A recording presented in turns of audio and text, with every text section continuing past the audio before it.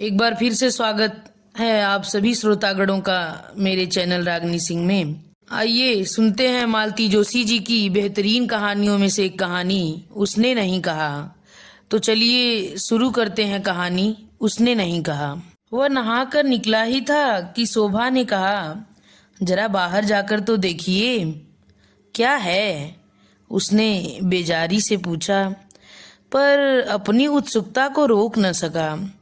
गीले बालों को तौलिए से रगड़ता हुआ बरामदे में आ खड़ा हुआ। देखने को वहां कुछ भी तो नहीं था।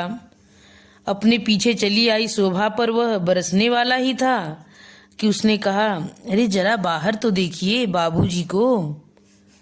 इस बार उसने देखा दरवाजे पर एक ठेला खड़ा है और बाबूजी उसे पैसे दे रहे हैं। इससे पहले कि वह शोभा को अच्छी चुभती सी बात कहता, बाबूजी 3-4 पुड़िया बगल में समेटे गेट बंद करने की कोशिश कर रहे थे। क्या क्या ले लिया बाबूजी? उसने आगे बढ़कर फाटक बंद करते हुए पूछा। कुछ नहीं, थोड़ा सा नमकीन। अपना बोझ प्रमोद के हवाले करते हुए बाबूजी ने कहा। अच्छा, दिखा तो ले लिया। बच्चों वाला घर है, दिन भर बच्चों को मुंह चलाने के लिए कुछ चाहिए ही। और इतना कहकर बाबूजी जैसे कर्तव्य मुक्त होकर अपने कमरे में लौट गए। पर उनके जाते ही ओट में खड़ी शोभा सामने आ गई।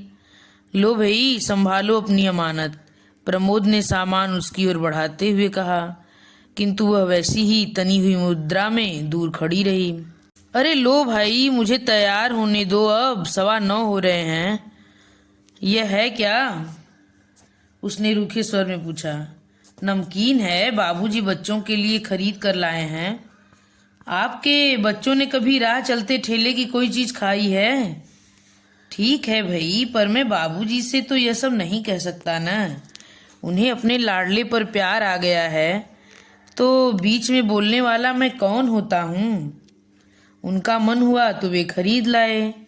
अब तुम्हारा मन हो तो घर में रखो, नहीं तो नौकरों में बांट दो, बस बात खत्म। नहीं, बात यहीं खत्म नहीं।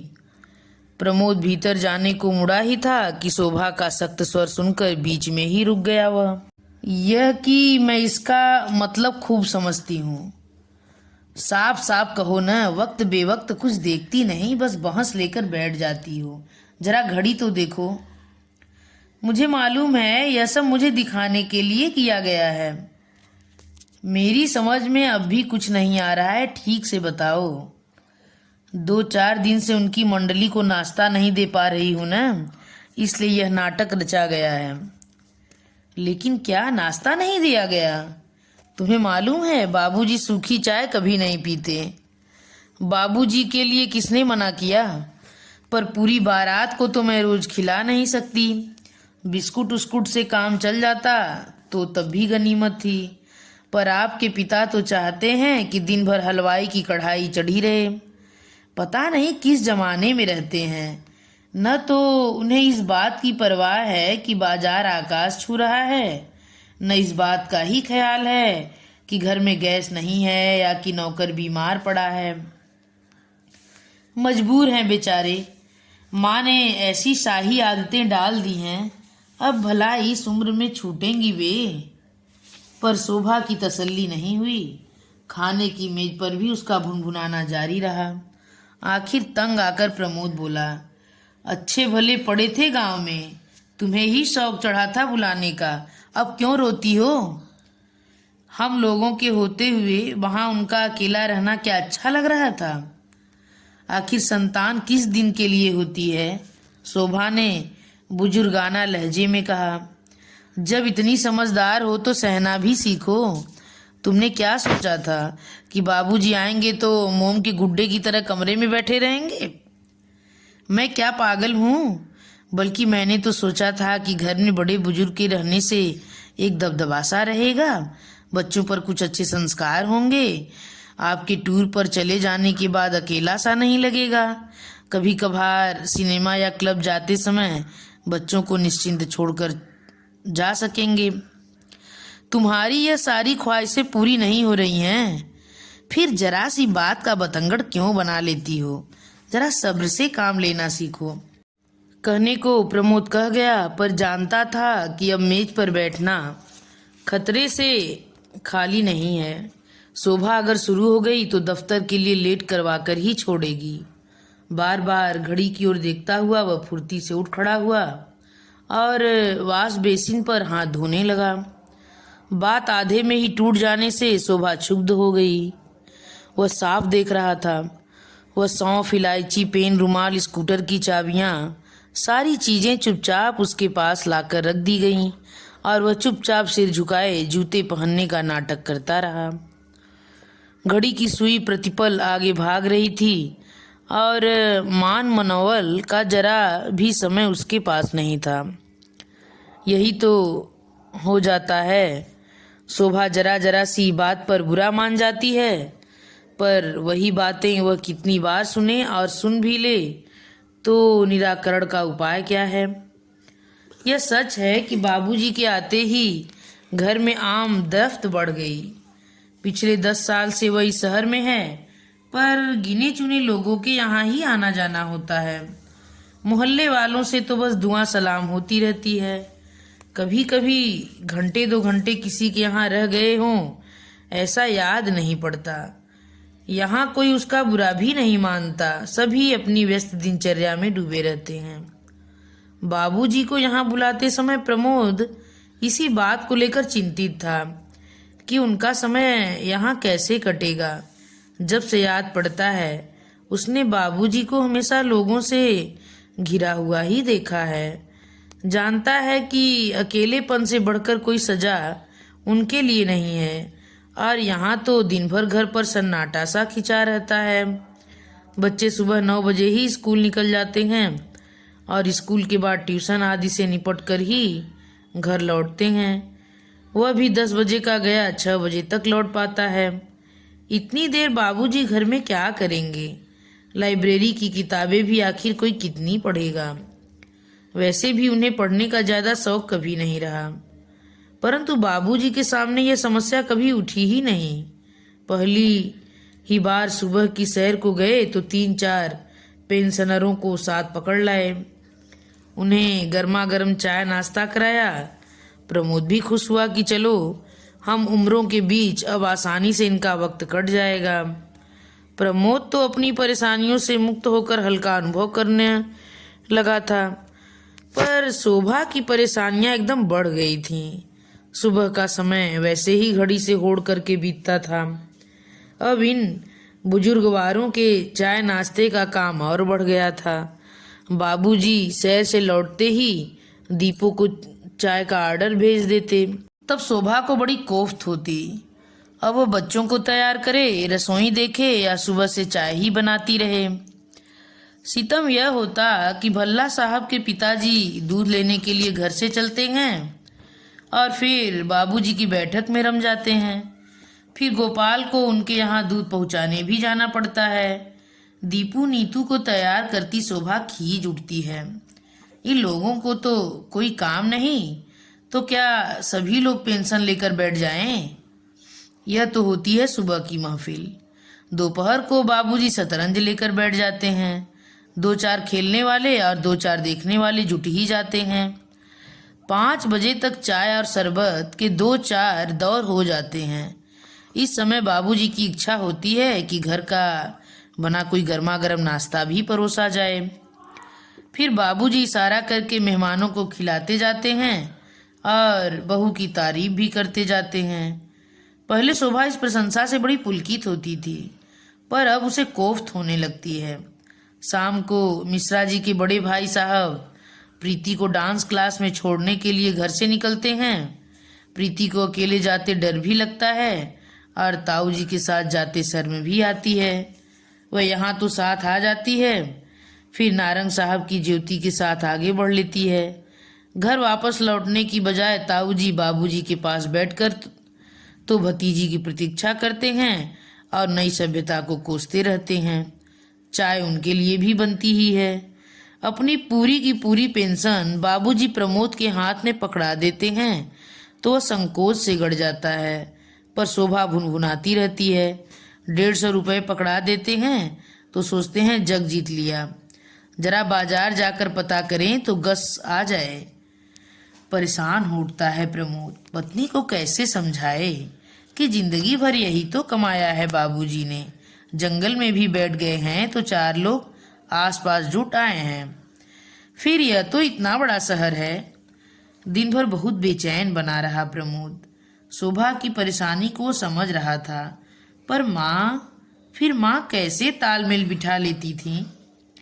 माना कि ऐसी सर्वग्रासी महंगाई उन दिनों नहीं थी, पर आमदनी भी तो ज्यादा नहीं थी। फिर 4 बच्चों के साथ और ऐसा मजमेबाज पति, पर घर में कभी चकचक नहीं मची। कभी परेशान भी होती हैं तो बच्चों के सामने कह सुनकर हल्की हो जाती। बाहर वालों ने हमेशा उन्हें मुस्कुराता ही देखा। उनका अतिथि सत्कार उस समय भी मिसाल के रूप में गिना जाता था।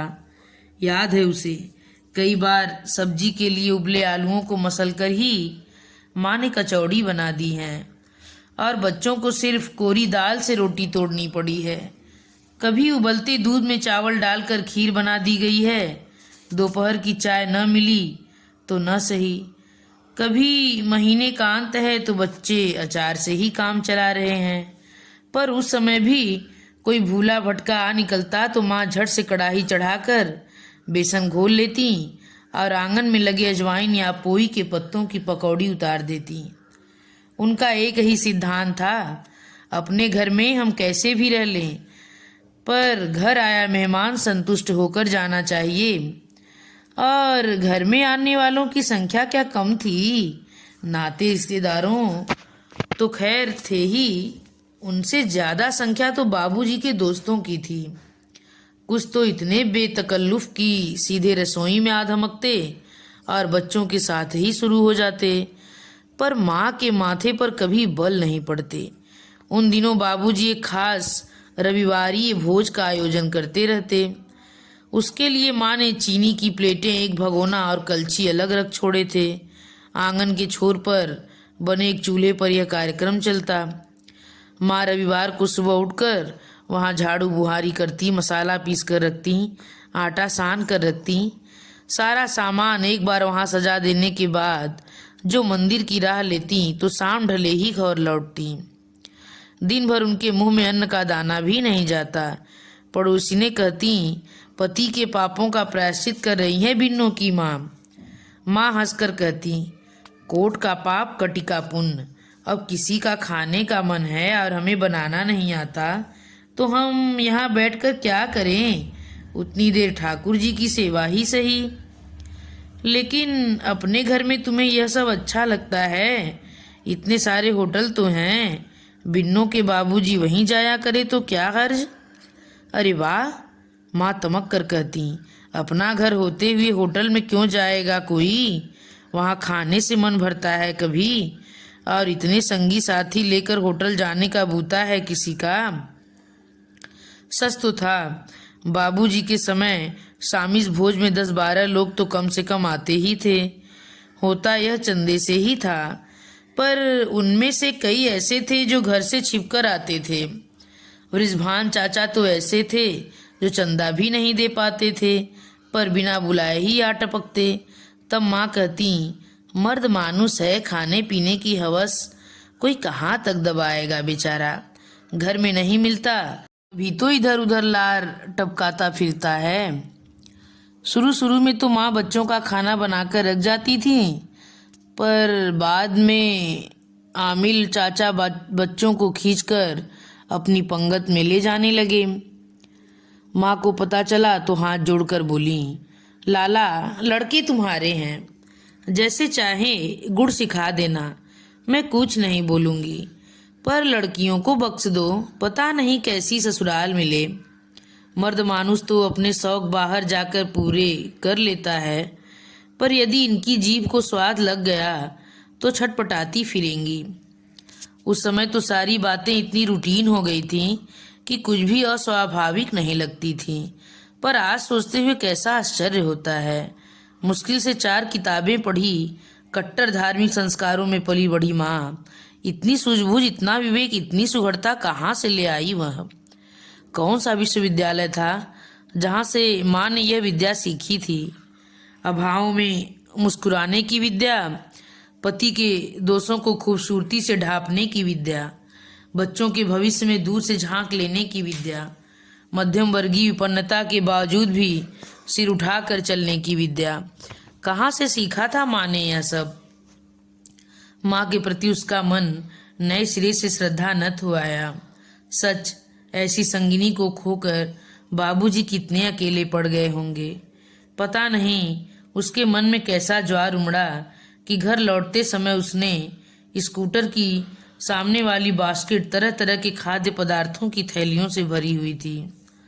इतने पर भी उसका मन नहीं भरा तो कृपाराम हलवाई की दुकान के सामने गाड़ी रोककर उसने 10-12 गरम कचौड़ियाँ भी तुलवा लीं।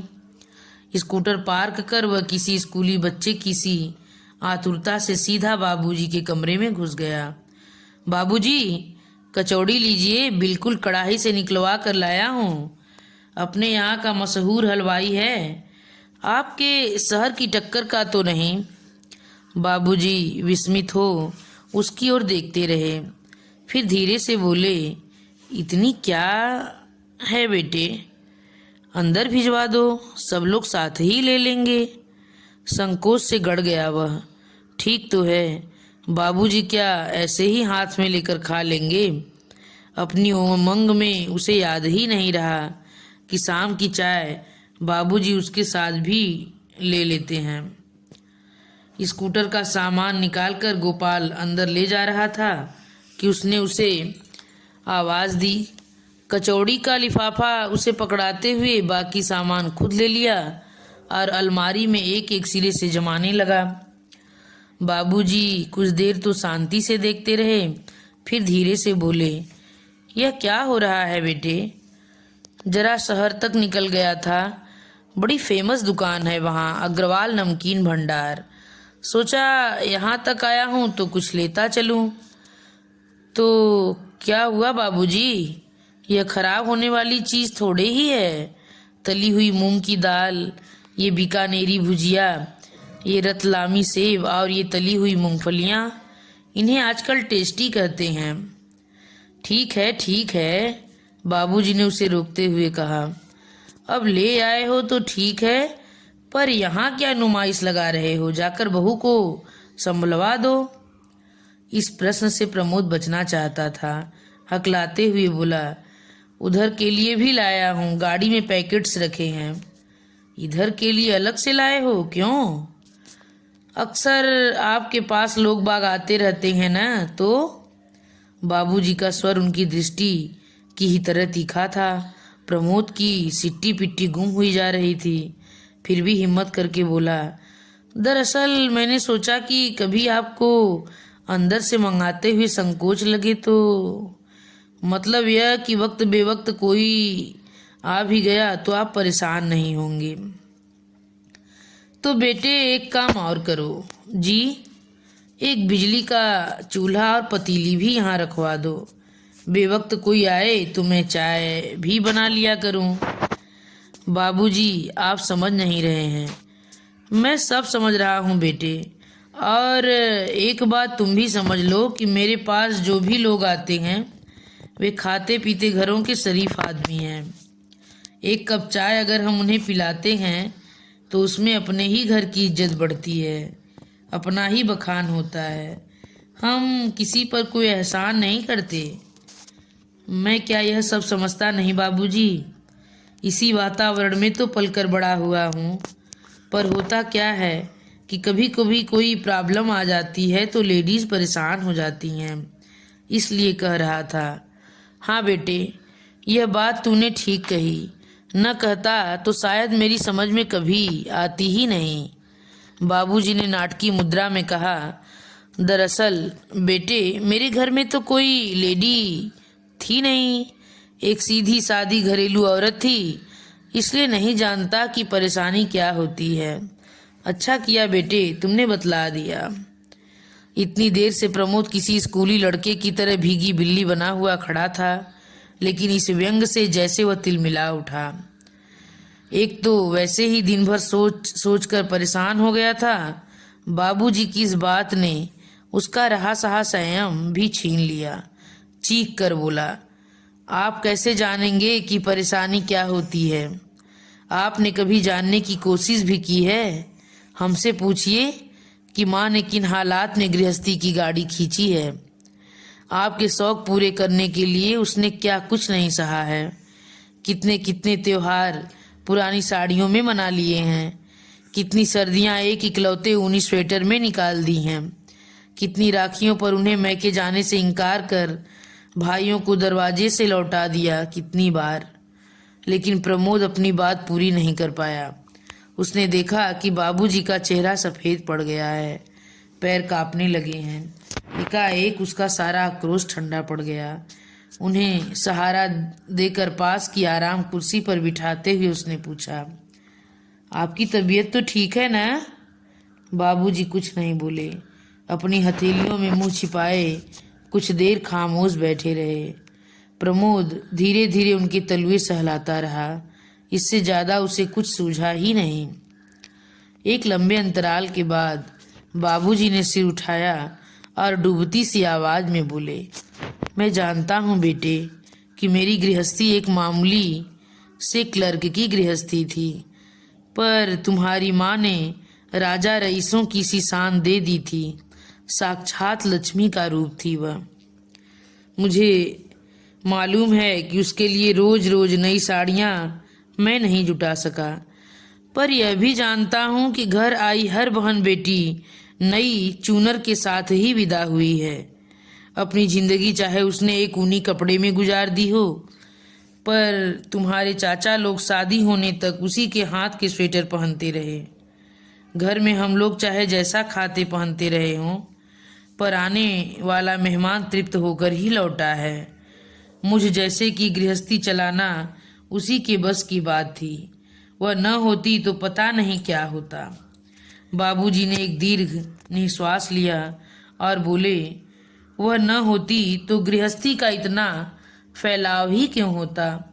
लोग गृहिणी का मन देखकर ही देहरी चढ़ते हैं, नहीं तो क्या चाय होटलों में नहीं बिकती?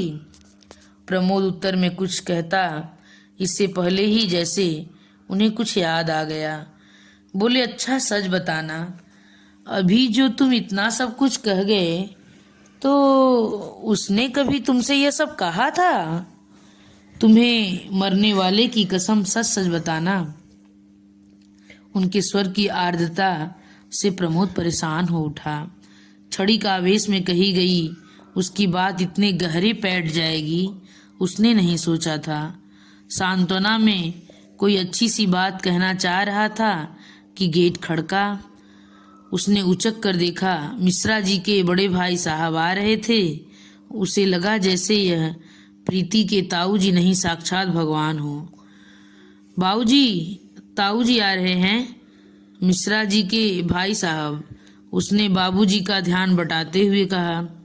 सचमुच इन शब्दों ने जादू का सा काम किया। पल भर में बाबूजी सहज हो गए। दूसरे ही क्षण वो फुर्ती से उठ खड़े हुए। पैरों में चप्पल सरकाते हुए उन्होंने खूंटी पर टंगा अपना कोट भी पहन लिया। ताऊ जी अपनी डगमग चाल से जब तक कमरे में पहुंचते, बाबूजी तैयार होकर बाहर निकल आए और बोले, चलिए मिसुर जी, जरा चौराहे तक हो आए, मेरे पान बिल्कुल चुक गए हैं। और उन्हें अबाउट टर्न करवा कर सचमुच में चल पड़े। प्रमोद ठगा सा उन्हें जाता देखता रहा। करीने से सजी हुई देसी पान की डलिया उसका मुंह चिढ़ाती रही।